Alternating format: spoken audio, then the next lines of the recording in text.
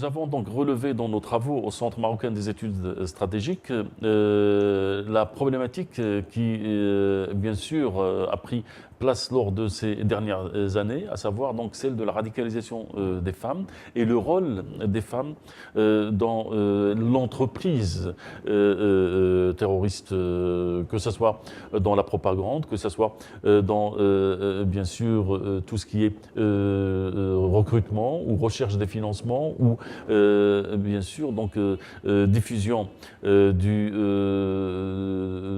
tout ce qui touche l'activité terroriste. La femme s'y retrouve soit directement donc, comme activiste, soit donc indirectement comme épouse. Et on a relevé aujourd'hui qu'il y a une problématique qui s'impose à nous, qui est celle des femmes et des enfants.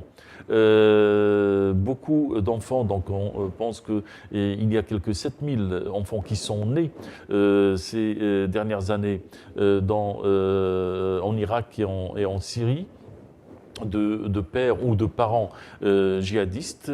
C'est une réalité avec laquelle on doit aujourd'hui donc bien sûr composer et à laquelle on doit trouver des solutions. En tant que communauté internationale, il y a aussi plus de 15 000 femmes, donc entre épouses et autres.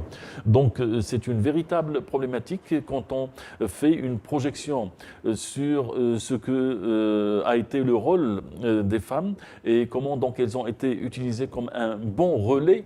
On sait aujourd'hui que c'est effectivement donc un point névralgique sur lequel il faut travailler. C'est pourquoi donc nous avons effectivement donc une séance plénière dédiée à ça et un atelier avec des experts spécialistes essentiellement donc des femmes qui viennent d'une dizaine de pays qui va se pencher d'une manière très profonde sur ce phénomène pour pouvoir justement donc mieux le disséquer, mieux le comprendre et apporter des recommandations pour mieux l'affronter.